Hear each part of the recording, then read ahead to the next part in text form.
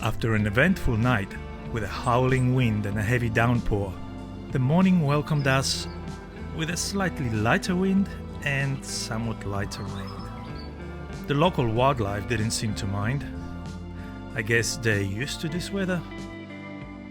We set out at sunrise to give ourselves enough time to be off the beach before high tide.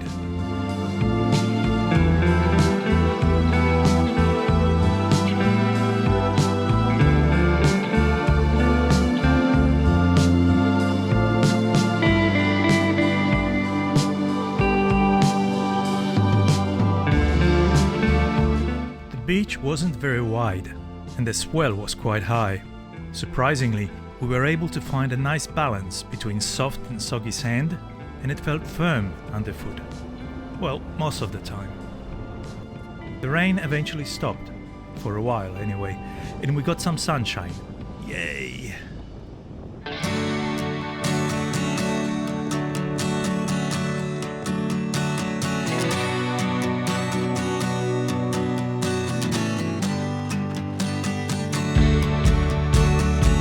Today's section has a short inland stretch at about halfway mark. A narrow path winds itself among dune vegetation, occasionally turning into open sandy spaces.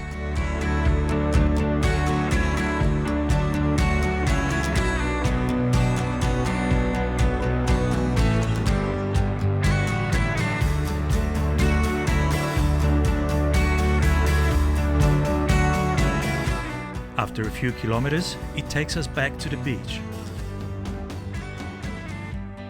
In our eagerness to make good progress, we missed the exit point and had to retrace about 400 meters. The exit path continued for 7 kilometers. It was wide, grassy and nice to walk on. We came across a couple of large mobs of kangaroos who stared at us curiously before hopping away.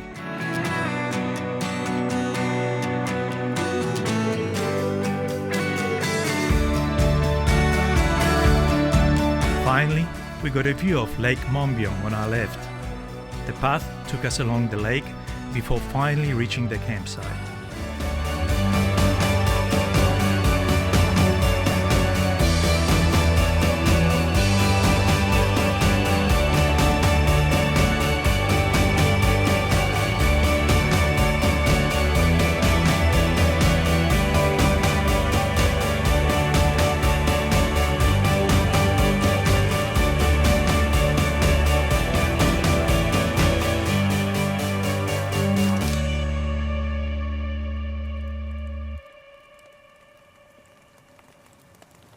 It rained heavily all night, but thankfully, by the morning the rain turned into a sprinkle.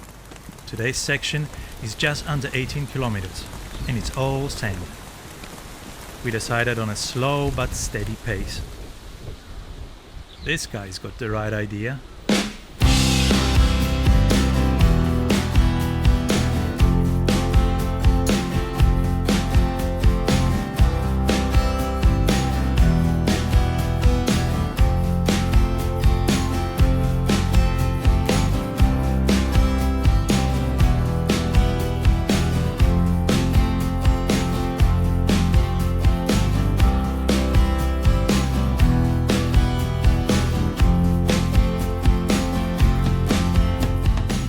Walking on the beach today seemed a lot harder. The swell was higher and there weren't as many stretches of that nice compact sand that is so nice to walk on. Also, the wind got quite strong in the afternoon and it rained on us a fair bit too. We got off the beach at the exit marker and entered huge sand dunes.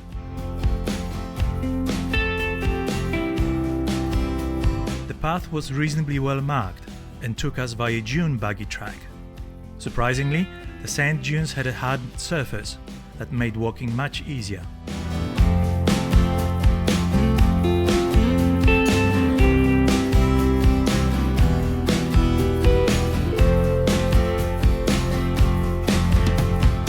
The weather gave us a bit of a break, and the sun came out for a couple of hours.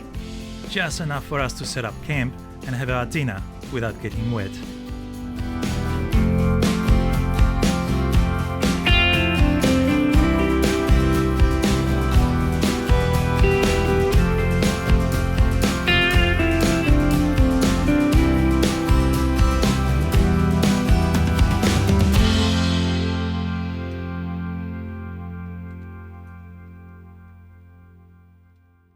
At this point, the trail offers two options. You can continue along the beach to the springs, or take the inland variant that takes you up to Mount Richmond and to the Terrigal camp. The inland option is more interesting and would have been our preference, but it does add another day to the hike. So we ended up taking the beach route. We got an early start and we were walking on the waning side of high tide. Right from the start, we were pelted with wind and heavy rain. The swell was high and the ocean looked angry. There was hardly any beach left to walk on, forcing us up onto the dunes where the sand was soft and difficult to walk on. It was tough going, as we had to retreat higher and higher onto the dunes and then push through increasingly dense, hardy vegetation.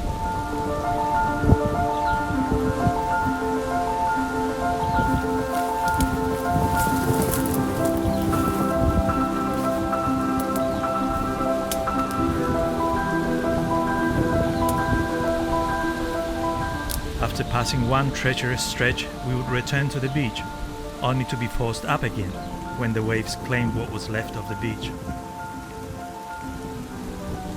These constant detours added about 5 kilometers to an already long day. Whilst walking on the beach, we haven't met another soul, which added to an eerie feeling that there's nobody out here in this weather. Just us, the sand, and the very angry ocean. We eventually got to the exit marker and began climbing to the top of the cliff.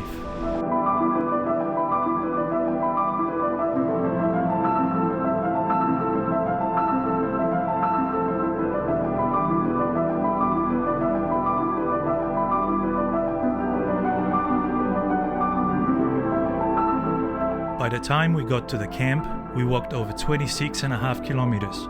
We were cold, soaking wet, full of sand, and completely exhausted.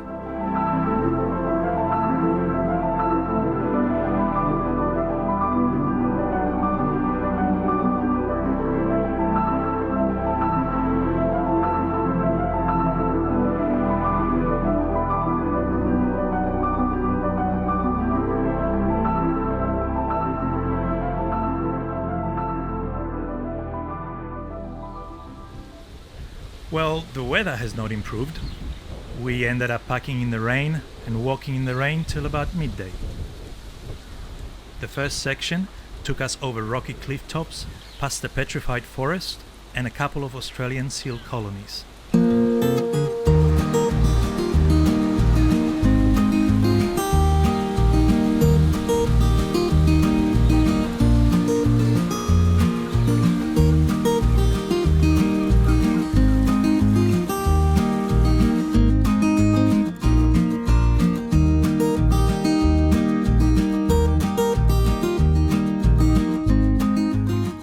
A short detour by the petrified forest, which, as it turns out, has nothing to do with trees, but rather limestone tubes hollowed out by water.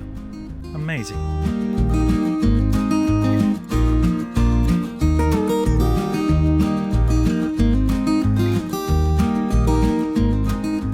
The path was undulating and easy to walk on, so we took our time, stopping at every viewing platform.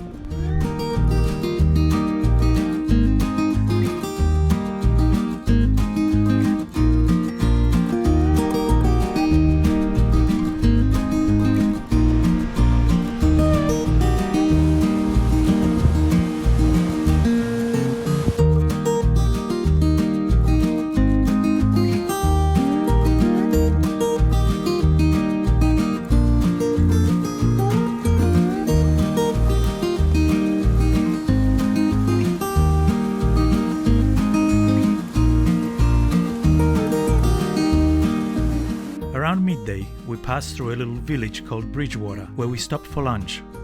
We then followed the path along cliff tops, happy to be off the beach for good. Little did we know what the trail had in store for us the following day. We finally made it to camp, only to discover one of our fancy new carbon fibre tent poles broke at the joint. Disappointing. In a true bush mechanic fashion, we patched it up with a pair of tweezers and some gaffer tape. A lot of gaffer tape. Hey, it worked a treat.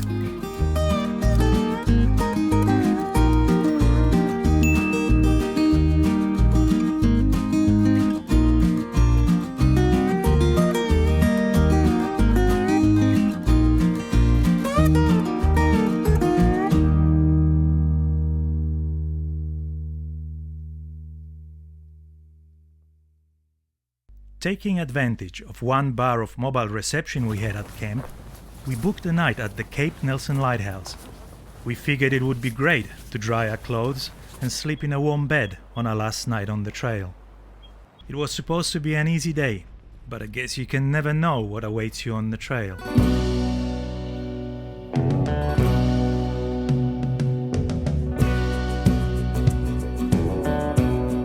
We started walking and the path quickly took us back down to the beach for another 5-kilometer stretch. It was a slog, again on soft sand.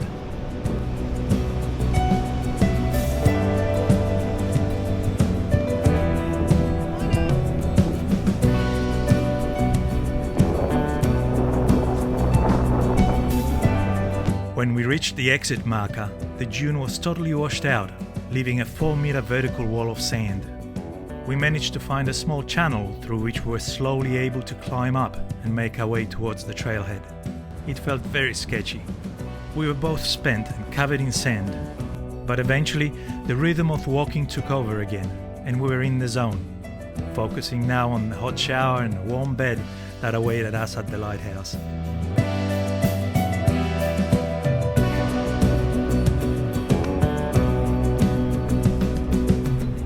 Finally, we caught sight of the lighthouse.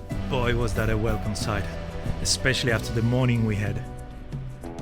Soon, we were sitting in a cafe, eating cheese, avocado and tomato toasties and drinking hot tea. Our accommodation was an old, restored lighthouse keeper's cottage, and it was amazing. A perfect blend of ye olde charm and modern appointments. Highly recommended.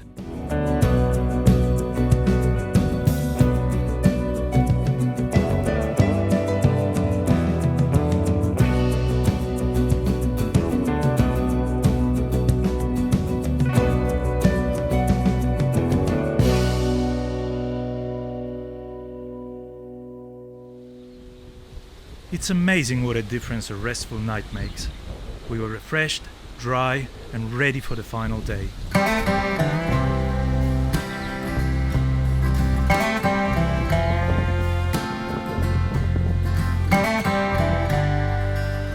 The trail continued along cliff tops until we rounded the cove and walked for a while behind farmland and numerous wind turbines.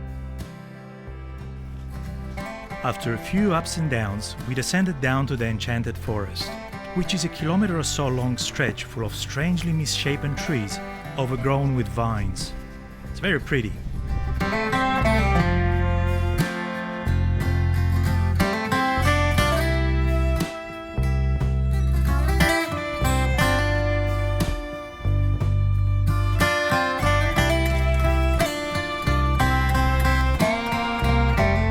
The landscape slowly started to change. The shrubbery around us became smaller, grassy, with many wildflowers in places. Those soon gave way to paved roads and industrial buildings as we started to approach Portland. This section, called Bill's Walk, took us past Dutton's Creek and the historic 1889 Portland Battery.